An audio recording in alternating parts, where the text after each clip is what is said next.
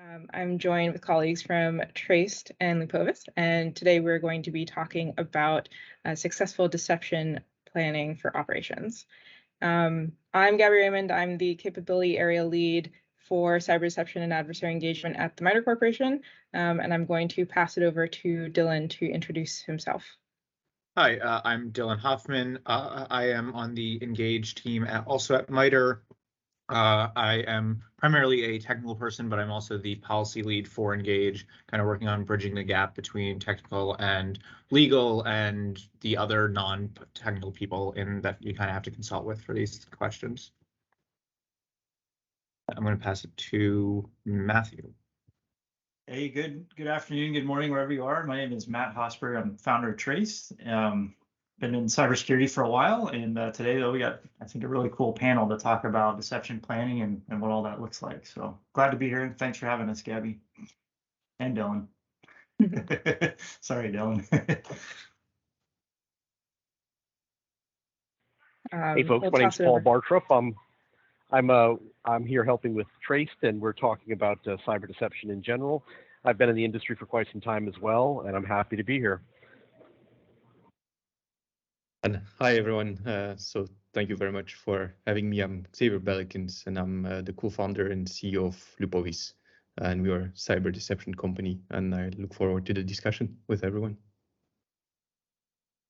Great. So let's kick off today's discussion by talking about the differences between classical deception and cyber deception. So Matt, I know you have some thoughts around this topic area, so I'll toss it over to you. Cool. No, thanks.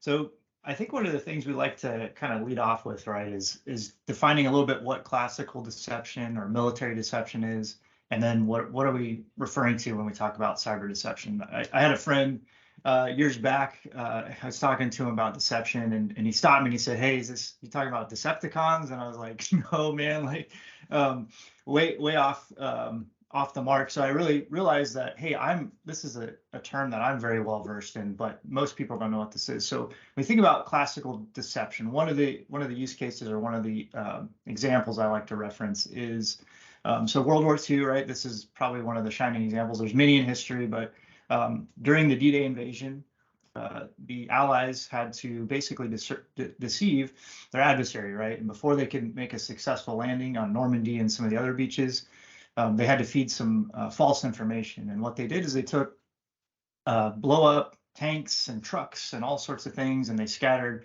false plans everywhere. So as the adversary was reading these things, they said, "Oh, hey, it looks like they're forming troops here, and we've got some of their battle plans and things of this nature." So they thought they were going to be in one area, and then actually when the invasion took place, it caught them off guard. So one of the things that is really kind of interesting to think about is, again, it's thinking about making the adversary or your opponent think and make a decision based on what you're presenting, right? And so that's kind of the classical military example. But then we kind of apply similar principles in the cyber deception. So when we talk about cyber deception, instead of talking about necessarily physical assets or things that are, easier to kind of touch, right? We're talking about online things, right? Systems, networks, personas. I mean, things that we all are very familiar with. We've probably bumped and rubbed shoulders with. You may have even bumped into a honeypot at some point and you didn't even know it. But these things that exist in the virtual world. So when we talk about cyber deception, we're talking about not just the technical aspects, but as we'll, I think, get into the conversation here, really, what does that mean, and does it just entail the things that, the components of deception? So that's kind of, I just like to set the stage with that, right? And really, I think it leads us into this next question is like, where do you actually start with this? I think I heard this, and you probably hear this a lot too, Gabby. It's like, actually, I think on one of the other calls I heard this too. It's like, well, hey, this is all great. I've got my honeypots, I got my decoys, I got all these things, but like, where do I start? Like, how do I start? When can I start? And this is something I hear with cybersecurity in general all the time. Where do I start? How can I start? When can I start? And I think maybe I'll leave it right there. But really, that's our first thing, is like, where do we start with a deception plan? Yeah, I'll piggyback after that and say, one of the first questions we normally ask is, what do you know about, your own organization and your weaknesses and your strengths, and what do you know about your adversary? So it's kind of playing into that know yourself, know your enemy paradigm. So I think having that knowledge can set you up to start to plan around your strategic goals around your operations. And so I want to kick it over to Dylan to talk a little bit about what we've thought about for strategic goals centered around adversary engagement within MITRE. Sorry, I was muted. Yeah, there's kind of a number of different ways to think about your strategic goals, and like Gabby was saying, it really depends a lot on once you know your organization, identifying your weaknesses and identifying what you're hoping to get out of cyber deception. There's a lot of different ways you can envision cyber deception and successful uses of cyber deception. But I kind of want to talk about a couple that are very kind of obvious, and I don't want to say simple, but like they're right there. And that's like cyber deception to better inform, deception or defense in depth. So cyber deception for CTI, essentially, of understanding what your adversary's capabilities are and kind of using that to better inform, write better firewall rules or inform your, intrusion detection systems, that kind of stuff. You've also got cyber deception for kind of insider threat detection and like acknowledgement of, here's a thing that is going to exist that shouldn't be accessed, and if it is accessed, that tells us something about kind of where people are looking, and like, yes, there might be an innocent reason, but there kind of isn't, and it at least raises questions that you can start examining.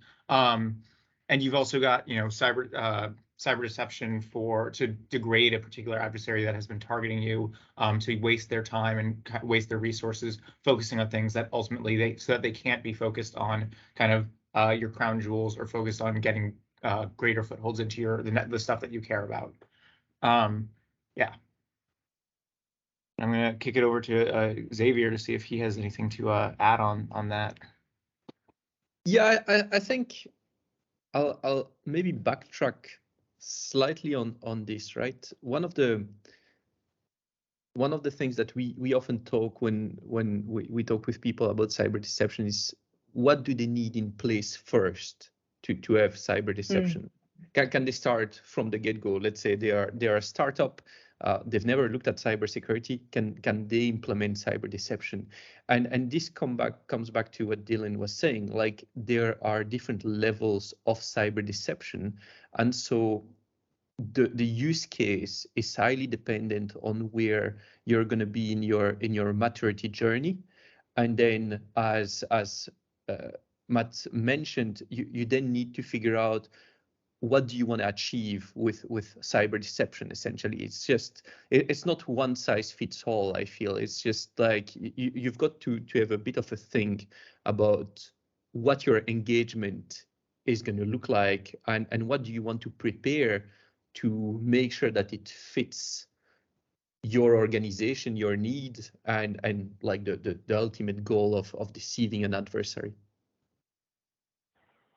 Yeah, I think the last thing to kind of add into that picture is also the fact that we're still talking about the planning phase of things, right? It's making sure you've assessed your organization, you understand where you're at, what you can find out about yourself first to understand how you can sort of set up your deception capabilities when dealing with your adversary. So I mean, we're still in the plan sort of discussion of this. So I think I would echo some of the same statements that were already made, but really the assessment of yourself, understand where you're at, what you have, what's important, and what you think maybe down the road as you develop a deception plan, what you're going to use inside of your organization to sort of add that, I guess, metric, if you will, so the adversary is going to be looking for that or looking into that information. Yeah, I definitely agree. And having a good understanding of your goals and what resources your organization can bring to the table really impacts your deception planning. Because I mean, you're going to have to think very strategically about rolling out some long-standing operation that in this high fidelity deception environment where you have a lot of CTI people, a lot of reverse engineers, malware analysis teams, a lot of blue teamers kind of building, testing out this environment for something like deception for CTI collection. But on the flip side of that, putting out a couple files with canary tokens, that's a very lightweight approach to deception. So there's knowing what your organizational goals are and what resources you can bring to the table, I think those are really core foundations for planning around deception. I was wondering if anyone had any additional thoughts around small, medium, large campaigns or efforts for deception and kind of the differentiators when it comes to planning for those different efforts. Yeah. So one thing I'm kind of thinking about right now, I guess, is when we kind of throw around like goals and strategy a lot. And to be honest, it's like, what does that actually mean, right? So when we say goals and strategy from a business perspective, or are we talking about goals and strategy from like a deception plan, right? And so if I think about, so I put myself in the shoes of the business owner, right? And let's just take like a medium-sized business as an example. My goals and strategy for the business, right, is to bring on new customers, to sell the things we're selling, and to increase our revenue year over year, whatever, right? So there's going to be these business goals, but I think when we also think about goals from cybersecurity perspective, it's like the goals of those truly are, how do we protect the business? How do we enable the business to do what they're supposed to do? And then it gets even more kind of the water gets muddy when you're like, well, how do we actually make deception plans around that?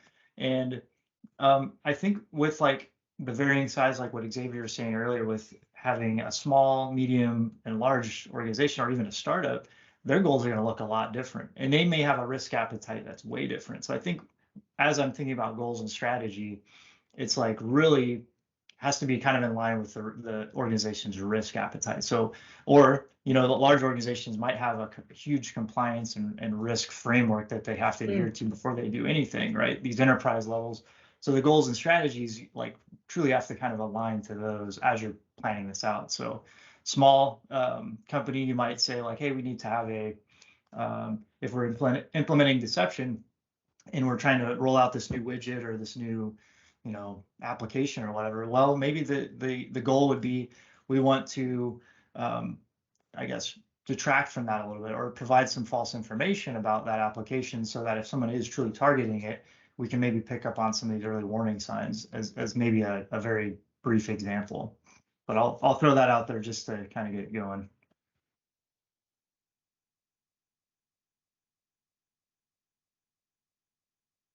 I'll follow up on this, and I think you're right, because like it ultimately depends on your risk appetite, right, and on the information that you want to provide and the information that you want to receive out of it, and all of that also like comes into like this kind of how much information do you want to put out, right? How much, like, how can you leverage that data afterwards? Because like there's no point of gathering a lot of data if you're not going to be able to leverage that data. So you need to have like the personnel behind that is going to be able to have a look, and this comes like down to like a bit of that alert fidelity, like deception, when deception is well planned, when deception follows like your risk appetite, and you've got it aligned with your business objectives, you can then obtain information that is actionable, and that provides you with quite a lot of insight that on the flip side your intrusion detection system or firewall might not provide, essentially. And so it's about like judging where you fit on that scale, and how do you get that right information for the business that you are, for the use case where you're at. It's kind of a scary thought though, right? Because I think traditionally, like as IT or cybersecurity, right? I'm kind of speaking from the enterprise perspective, but usually it's a very siloed approach, right? We take this like, I'm doing the cybersecurity thing over here. Like I'm doing my like intrusion detection. I got to do all my analysis. Don't bug me, right? I don't want to talk to anybody. Like I just want to like look at my logs, right? So, but like deception, I think this is where I feel like there's this necessary bridge, maybe is the way to describe it. It's like to understand what the business's like objectives are, I have to get out of my comfort zone maybe a little bit if I'm not used to this. I have to go talk to somebody who's like making business plans, right? Maybe that's a conversation in an enterprise that's harder to have, right? I can't maybe just book a time on my CEO's calendar, as a IT analyst or something like that. But in the smaller areas, it's like, hey, what are we actually marching towards, right? Are we doing anything innovative that we should really be watching our, like from the insider threat perspective? And if so, yeah, maybe we can roll out a small deception plan, honey tokens, honey files, something like that, put that around, some of these important documents. So if, at least it gives us something to kind of to pull on. I really believe that the way to do deception and maybe even threat hunting and all these other like things out in cybersecurity is truly you can start anytime, anywhere, but you're gonna have probably a lot more. You'll get a lot more mileage out of your endeavors if you have more planning behind it, right? So if I just threw a bunch of honey files everywhere, I might get some hits and interesting threads to pull for sure. But if I truly think about like what I'm trying to protect, what the business is really interested in protecting, and then also saying like, okay, if the business is interested in this, I'm sure somebody else is, and I don't even know, maybe we don't have an insider threat program. So why not? Let's start with a small campaign with, some honey files around some of the real infrastructure. Would be my take. I really like the idea of having like smaller campaigns to match the size, or let's say small campaigns to like that are matching the size of your deception program, right? Or even cybersecurity in general. Like you always got to start kind of small, and as it grows and you kind of show the value and prove the value, it grows bigger too. So, and I think when a lot of people will use like the phrase turning the tables on attackers, right? I feel that what you're saying is that when you're turning the tables on attackers, you also need to do that reconnaissance phase so that like you get the right campaign in the right place at the right moment, because like that's what the adversary is going to do, right? During that reconnaissance phase, they are going to gather the data that nowadays for deception you should be gathering yourselves or as an organization, and then use that data to plan out something that is going to be bringing value to the organization. So it's not about like just deploying an intrusion detection system or a firewall and looking at the logs. It's understanding like business values and understanding like where are our crown jewels, and understanding like where is the business heading so that like we can protect it. And I also feel that more and more businesses are doing this and are getting in a position where they have maybe some of that information, and it's just a case of consolidating that information so that they can use this for an actionable deception campaign, essentially. I think I totally agree with that, and I think something Xavier said is really kind of important. Kind of also getting back to what Matthew was saying before.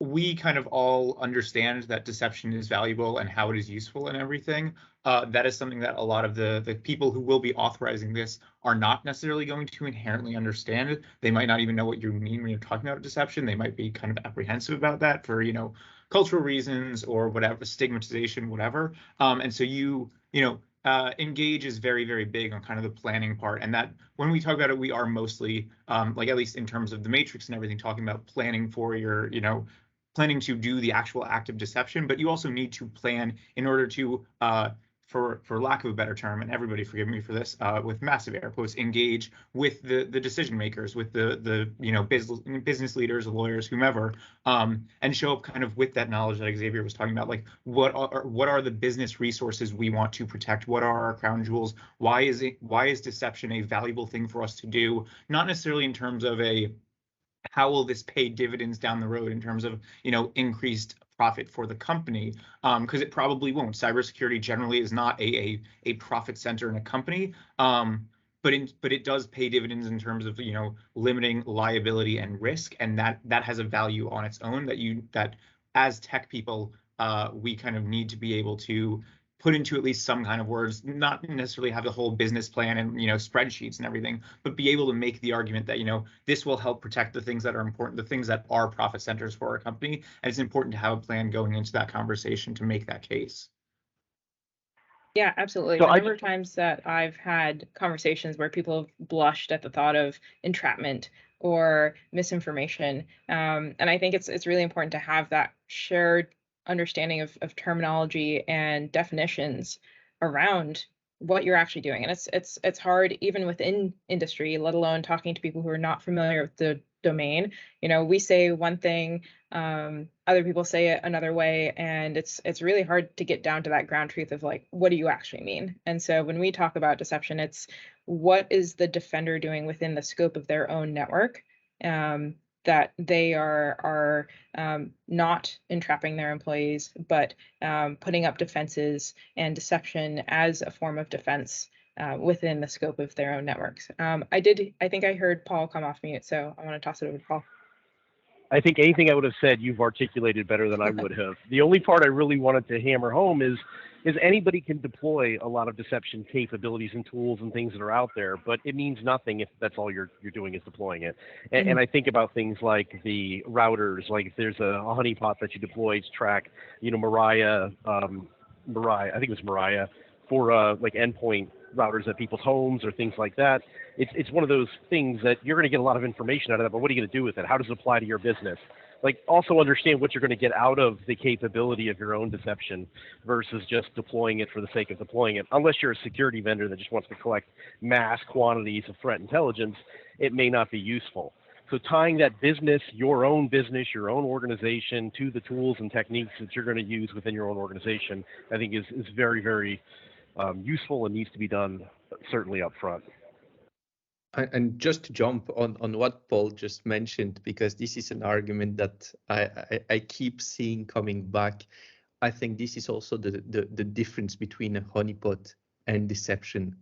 When you talk to people that deploy honeypots, or like even students or researchers, they gather a mass of information. But how and when is that information actionable? Whereas I feel deception is much more targeted and much more concise information, and it's information that is usually actionable on the long run. So when I think about deception, and I've been thinking a long time about this, I feel like deception is a big circle, and honeypot is like a smaller part of that. And when I see all of those honeypots, like I have nothing against Teapot. I think it's a great project. But when you look at Teapot and you look at all of the information that you gather, there's usually a lot of information that you will never be able to use. Whereas like you've got this campaign that is deployed with deception, and you actually take the time to fine tune and making sure that it adapts to all of this. You get data that you can then use and that will inform your CTI, that will inform your threat intelligence team on policies that the CISO will be able to use, or your security team or your network administrator, but they will be able to use that information to protect the business. I don't know if this is a shared sentiment or if you're totally think. So totally I'm with you. I'm absolutely with you as well. I feel like a lot of people deploy stuff and they're getting a ton of information, but what does that information mean? It means absolutely nothing to that organization. Yeah. Well, and to be fair, I think this is a like systematic problem throughout our industry, right? It's like organization, not just deception. I'm saying like I bought a cool security tool that was supposed to solve a problem and no one looks at it, right? It's like, because like we didn't account for the larger plan, right? You've counted for one tactical like thing to solve a problem, and it may or may not be solving that problem. No one can maybe answer that question, right? So so I guess one question that came up while I was thinking of that, so like when we're talking about planning for deception, right, we're talking a lot, I hear a lot about like threat intel and stuff like that, and kind of understanding that. But like, what are your thoughts maybe on kind of this threat modeling or storyboarding, and I'll give you kind of, maybe I'll set this up a little bit better. So we have a customer right now, they had kind of a reactionary driver for deception, and let me kind of set that up better. So they were being impersonated their brand was being impersonated, right? So they didn't have any ways to like really go after this. So they said, hey, I think this might be a good use case for deception. And so what we actually had to accomplish there was not just establishing like how do we engage these scammers from a deception perspective, like from a tactical level, but what's the goal here, right? And the goal is truly to preserve the brand, to give their end users or their clients some peace of mind that something is actually being done about this, because they might have got scammed out of thousands of dollars. And then also like having that feedback mechanism. If we learn something, can we inform their defenses, right? To take a, you know, kind of this actionable threat intelligence and do something with it versus just a threat feed, right? And so this whole plan that we have for this customer started from, okay, what are the goals, the objectives? What do we know about their adversary or these scammers in particular? You know, how are we actually going to engage them? These are like the tactical things, like the honeypots, quote unquote. And then how do we report or understand what they're doing? So like it's a lot more involved. But I guess really the question is like, how do we think about like storyboarding? Like, I'm kind of going back to the MITRE, the plan tab, right? So as we're thinking of this, how do you storyboard? How do you threat model? How is that, you know, Xavier, you mentioned kind of the doing the reconnaissance work, right, up front. How does that kind of look in the form of deception? A deception plan, I should say. Okay, so I like threat modeling, but at the same time, sometimes the definition is slightly fuzzy, right? Oh, for sure. And I think when you plan, it depends on what you mentioned, the risk appetite. What are you defending against? And you don't always need to defend against the last nation state attack, right? Or the last nation state group that has been discovered. I think it's slightly like cybersecurity, you know, it's gradual. Like you don't go from 0 maturity to 100% maturity if you can ever reach that, right? I think there is like your threat model or your storyboarding is going to be about, this is where we are at now, and this is what we want to achieve.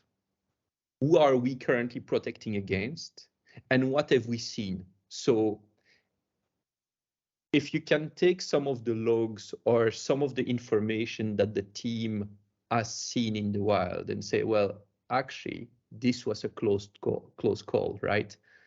Maybe there is a way where you can use that actionable information or that information to start inferring, all right, maybe we can create a deception campaign around around what we've seen. Maybe we've had a past attack, or someone else within our field has had like this type of breach, is facing this type of threats, and currently we are not defending against. So deploying a deception campaign might be like something that we could do to gather early signals of that threat, essentially. This is how I see it. I feel like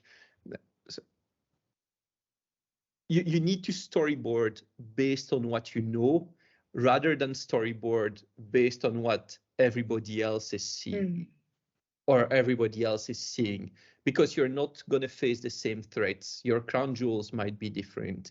Your risk appetite is going to be different. Your team is different. So there's a lot of factors. And so if you can take some of the information that you've already got in-house, if you can take like that information and then inform your deception campaign, you're going to be much better.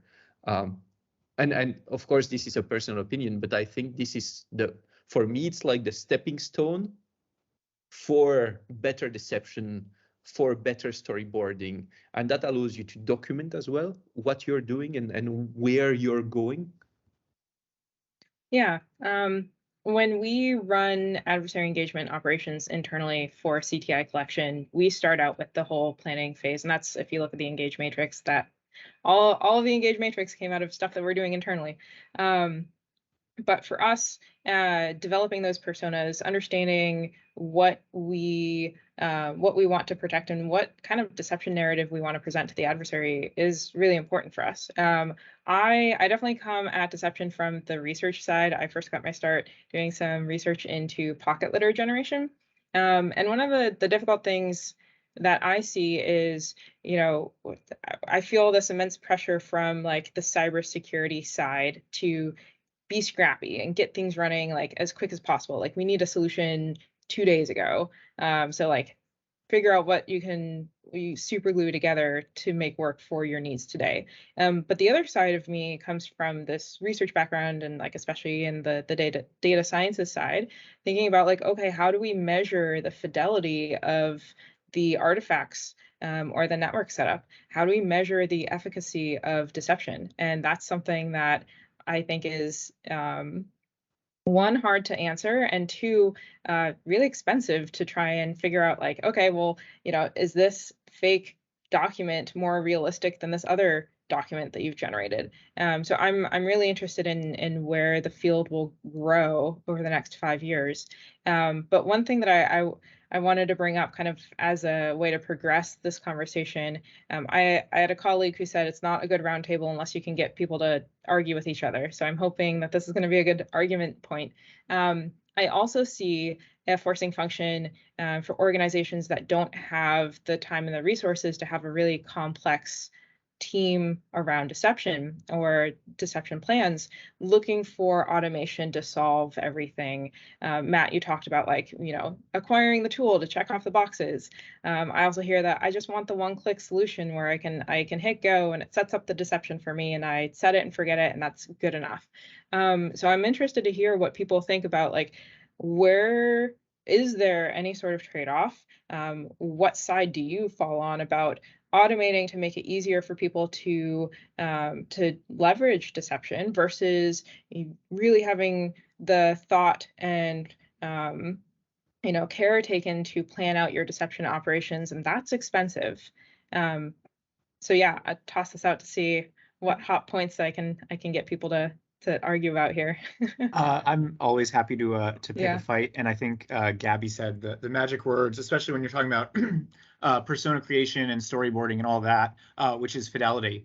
So Gabby, like she said, she kind of started off by working on pocket litter generation, and that's something I've kind of taken over, and I do a lot of work on the MITRE kind of tool building side for creating like high fidelity environments. And I was at one point a writer, and I love world building. It is to me the most fun part of writing fiction, is kind of building up a world and figuring out like why is that tree there? How does this magic system work or whatever? And I would absolutely love to just spend every day, like every hour, every day, building the most high fidelity environment, having an excuse, like a reason for every single document to be there. But that's just super not practical. And you do really have to make those trade-offs. And while it is great to have a super high fidelity environment that you can point adversaries to, you really do have, that's where the threat modeling, kind of what Xavier and Matthew were talking about, comes in, of like, you need to build fidelity to the threat that you expect to face.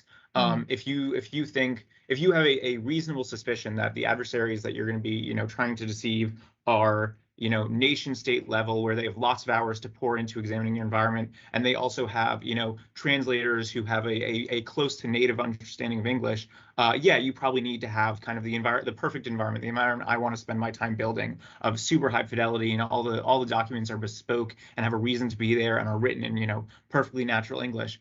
Most people do not have that threat. That is not the threat that most people need to build their environment for. Most people are dealing with automated threats that are going to kind of take a general look at the environment, and maybe there's going to be a couple hands-on people from some guy in Russia or China or North Korea or wherever who does not have a great grasp of English. So having something that is GPT-2 generated and any native English speaker takes a look at it and would be like, that makes no sense, is probably fine.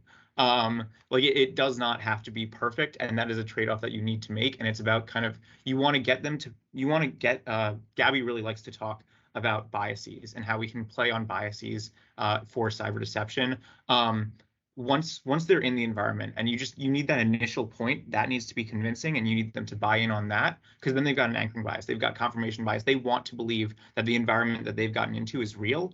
And from there you can kind of start, it's the meme drawing of a horse where it starts off really good and then just kind of gets really bad. That is okay a lot of times in cyber deception. And so automating it, being able to do things that are appropriate for your threat and your organization, even if it does end up being lower fidelity and a little sloppier, I think that is a totally valid trade-off, and in fact a necessary trade-off. Like, no organization has the capability to make a perfectly high fidelity environment for every single threat. It's not practical right now. There are not tools to do it. So I think there was so much to unpack in both those statements that at this point it might be hard to like come up with a discussion item to argue back, I guess. But I view a lot of this as like more of like a counterintelligence operation. So even if you are compromised and you learn something from it, and then you start building an operation from them, the whole concept of like storyboarding or tabletop exercising or adversary engagements, I think like all of that combined sort of helps you build a bigger, better plan, if you will. So I don't know if I'm really adding conjecture to the conversation or not, but I do think that it's more of like a counterintelligence operation. And do I think that every organization is going to do it right? No. But at the same time, I would love to feed the adversary more bad information, or more information that tips their hands, or more information that helps them burn their resources. And that's where I'm kind of at. On the fidelity side, I feel like, yes, we would all like things to be perfect. We would like all more information. We'd like metrics to be wonderful. But even in the regular cybersecurity space in general, nobody knows the denominator. We buy all these technologies, these tools to tell us that bad things have happened, but we don't know out of what, right? It's sort of the unknown. So it's really hard to measure that. And similarly, inside the space for deception, I think it's a little bit, I actually think it's a little bit better. I think there's going to be arguments there, but we're deploying the resources. We built the plan. We get to measure if it's effective or not, even a day, 2, 3, 5 days later. Is the adversary falling for it? Are they touching it? Are they using it? Are we learning something about them? And I'll leave it there and just sort of pass the shoe. So I'd like to think, and like bear in mind, I've been teaching penetration testing for some time, but I'd like to think that adversaries are curious. So, and we've seen that in a number of engagements where it doesn't matter that much. Let's say let's take a tangent here, and you place plenty of very low interaction SSH boxes, right? Still have to connect to figure out if that box is worth or not. And if they've collected credentials, they still have to use those credentials as long as they believe that the credentials are useful. And this comes back to what Dylan was saying about like that horse that looks good, that meme of the horse that looks good at the start. I do agree, right? You should have assets that are well planned, well planted, well designed, but you also have to think about the fact that an adversary that is under pressure, because they are under pressure at some point, right? When they've penetrated the network, they don't know if they've been caught or not. There is a pressure there for some period of time, and they need to move forward. They will do trial and error. And the reason they will do it is because usually it doesn't ring an alarm bell, right? And that's where you take that advantage. That's where you've got like your bias playing essentially, because they know that in a similar company, it didn't ring any alarm bells. So what are the chances? But they still have the pressure. And so they might still try something onto one of those badly designed boxes.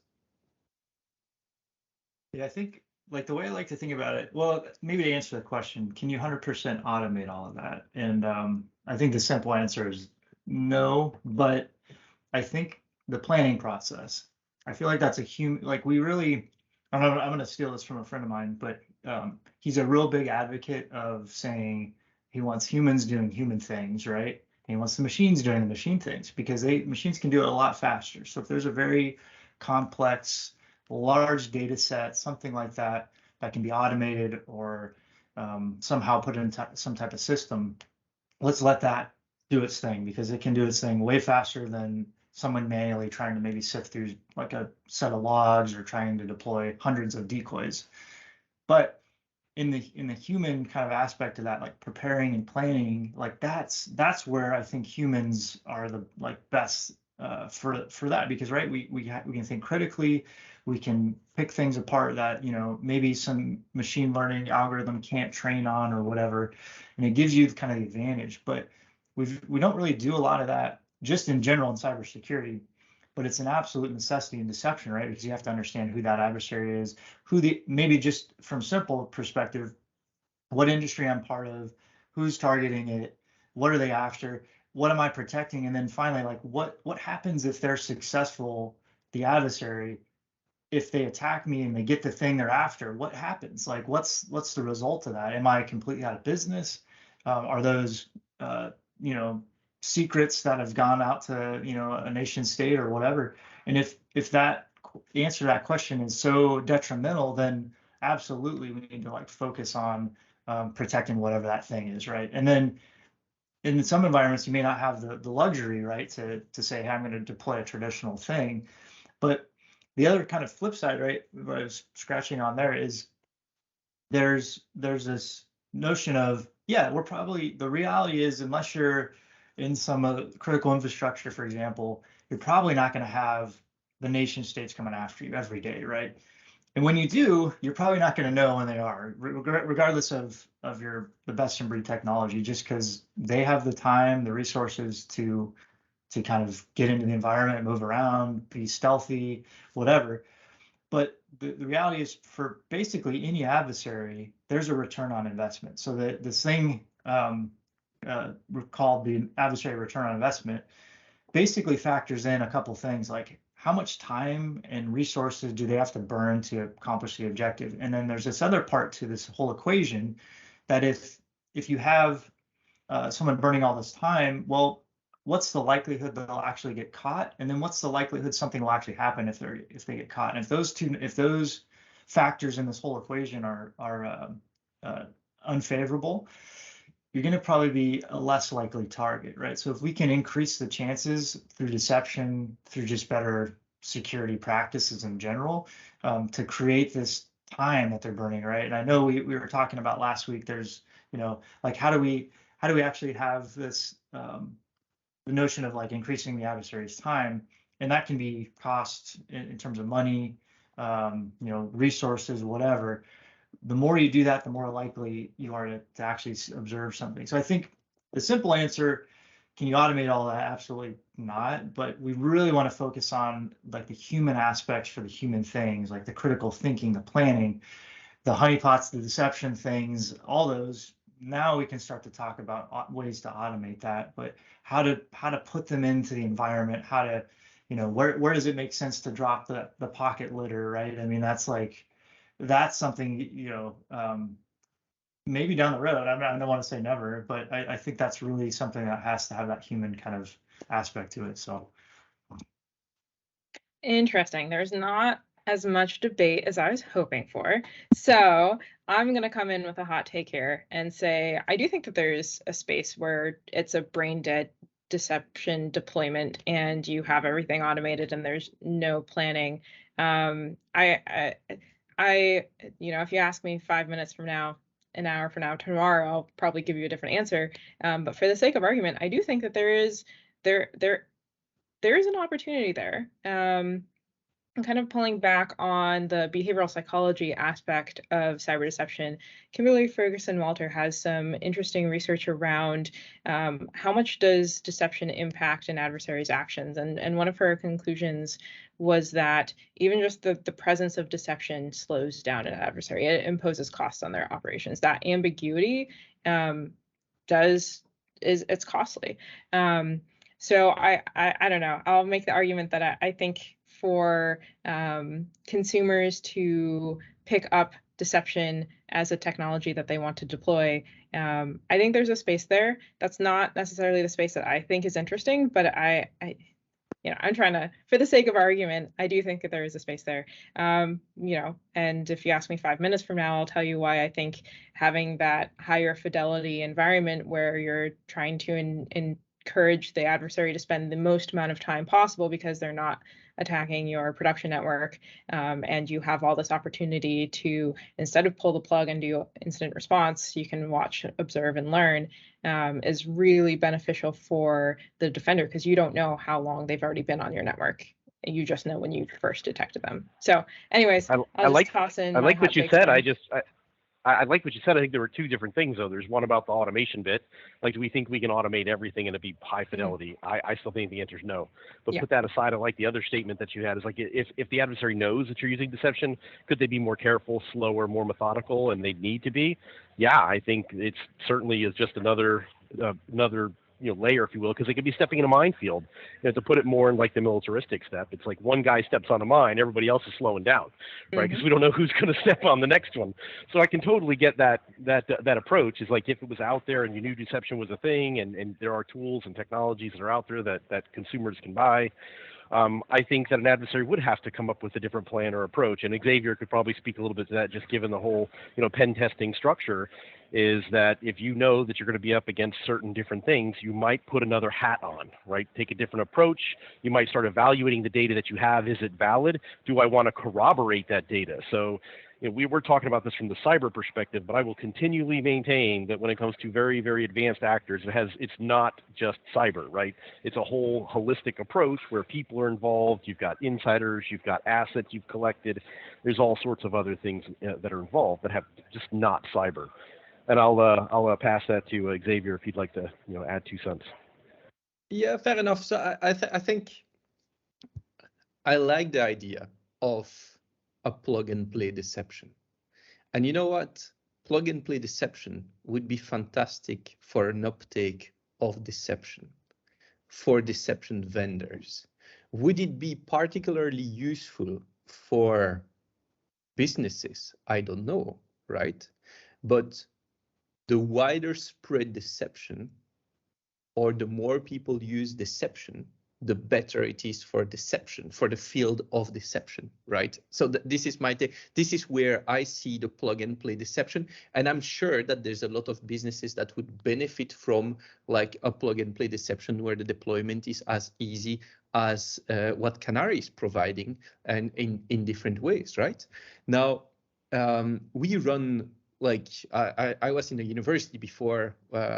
Lupovis is a spin out of a university initially, and we've run like a lot of different types of tests against like people and pen testers and so on and so forth. And that's right. The moment you tell someone, even if there is no deception, you tell them it's a deceptive environment, the amount of data that they gather is essentially minimal. And there is a good reason. Like, I don't know if you remember, and usually nobody remembers this story, but President Macron at some point got his email leaked. And what he did, he leaked more emails, right? And then nobody could figure out if the email was leaked or not. And in reality, like, a lot of people have forgotten about that story. And the reason is because he leaked some emails and nothing came out of those emails because nobody could use those emails. So the moment you put in the mind of people that there is deception, you start doubting yourself and you start being much more careful, and pen testers are more careful. And I would assume adversary would be more careful, and they would probably spend their time not gathering information. They spend their time trying to figure out, is this a deception asset? Or is this a real one? Mm-hmm. And you're stopping them. And in order for them to figure it out, they still need to interact with your deceptive asset. And that doesn't even mean that they are going to know it's a deceptive asset. So putting that doubt and fear into someone else's mind is fantastic, because usually we are like, as business owners, and I'll put myself into it, right?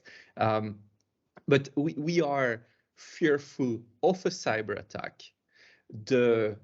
We are the ones, I'm not going to say constantly living under stress, but if you are getting attacked, or if you think you might get attacked, there's a fear associated with it. We see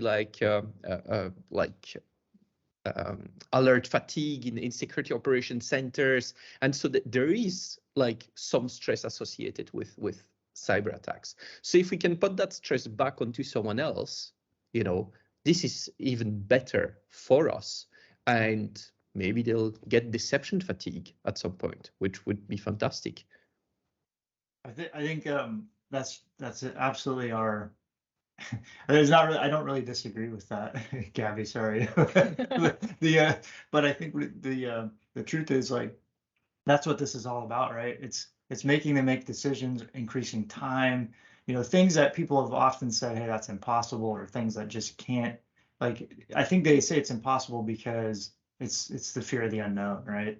And it's hard to measure. I mean, that's one of the things that we haven't really gotten into, but it's like, how do you really show this is working? And that's maybe a question for another discussion, but it's still same thing. Even if they are taking their time, increasing the time, that might give us that advantage to say, hey, I mean, we've kind of flipped the tables, right? So instead of us trying to detect everything, now they have to kind of detect everything. Now they have to go on the defense. In the defense, it's interesting because are the adversaries that we're dealing with, are these criminals, these scammers, these opportunistic attacks, are they very skilled at defense?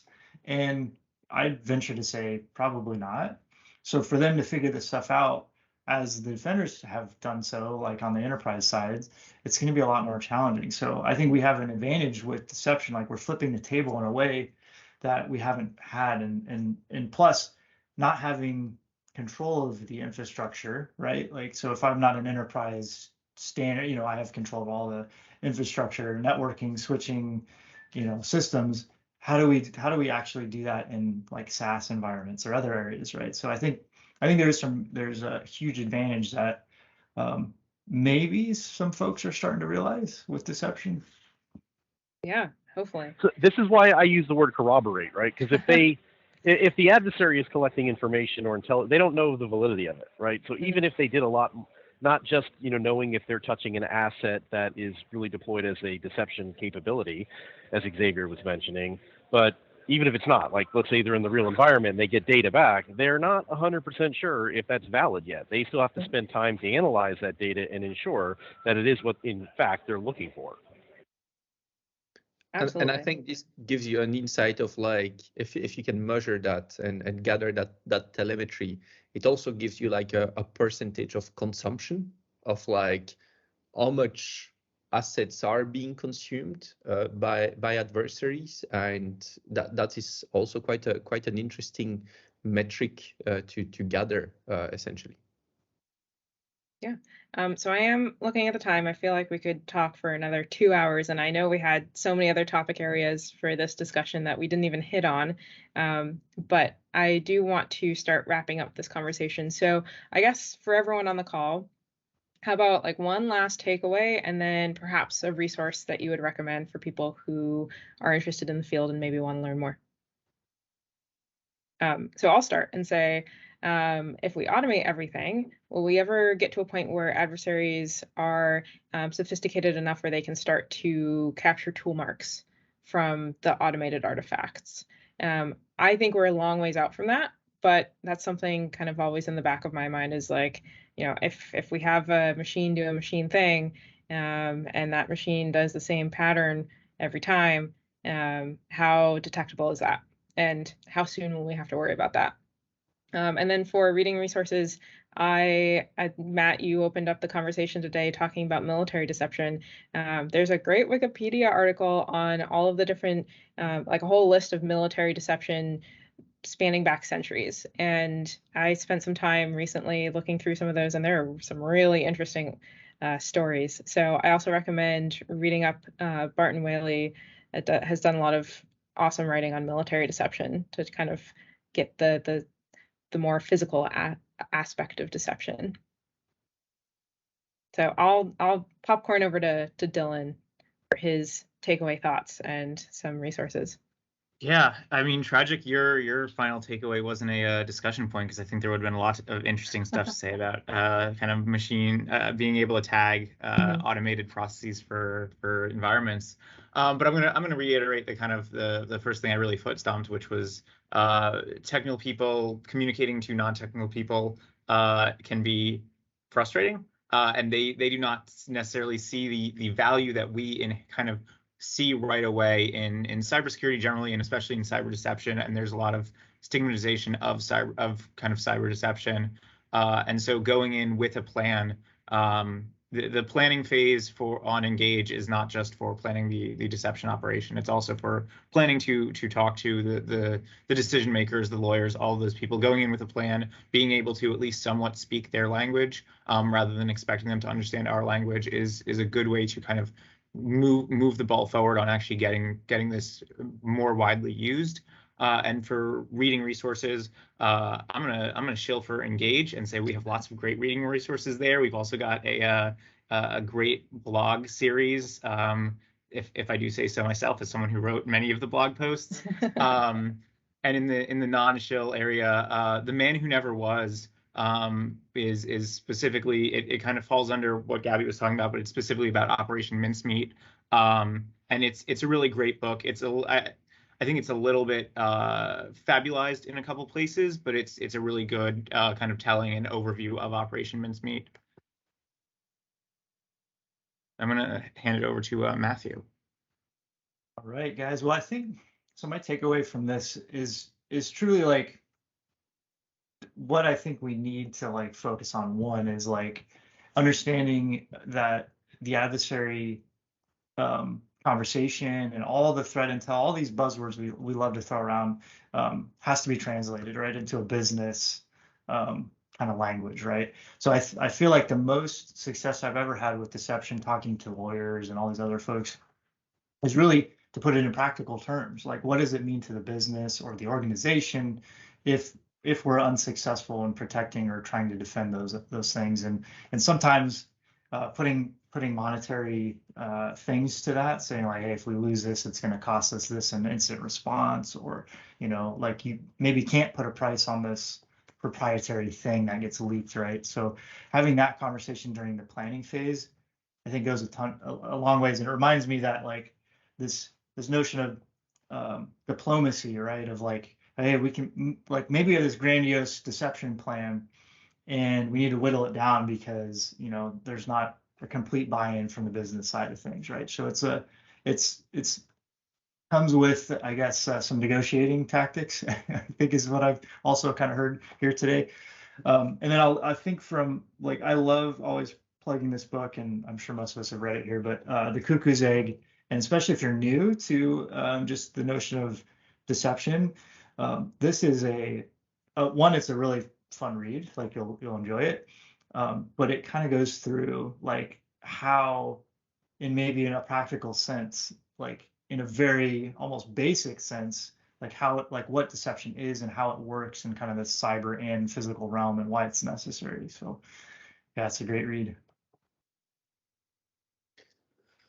All right, so that leaves me. There's been quite a lot of.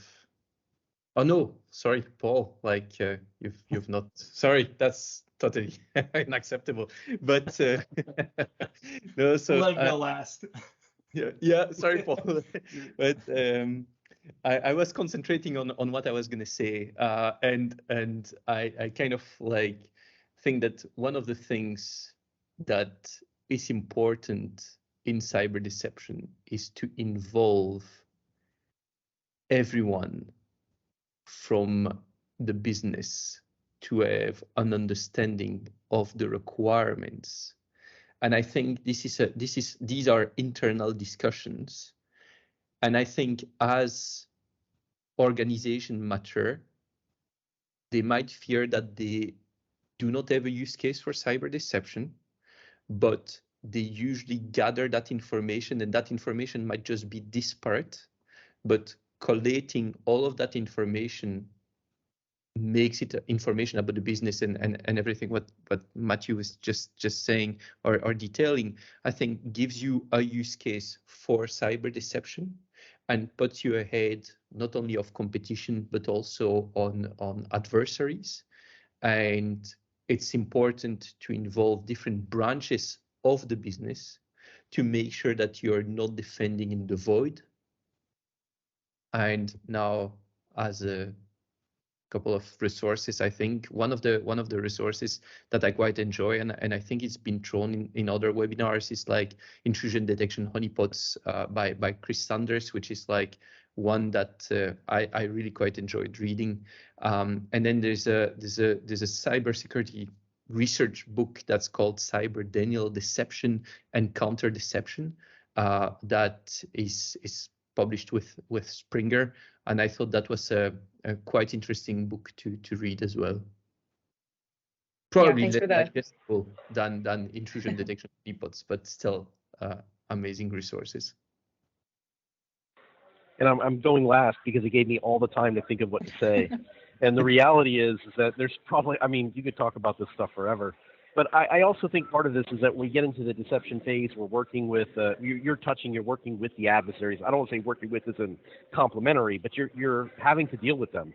I think in the traditional cyber sense, we're always having to defend and nothing ever happens. And you've collected a bunch of threat intelligence. They move on to the next operation. From an espionage standpoint, I don't think it's going to change, right? We're not going to be able to do anything about that adversary very easily. There's probably some things that can be done.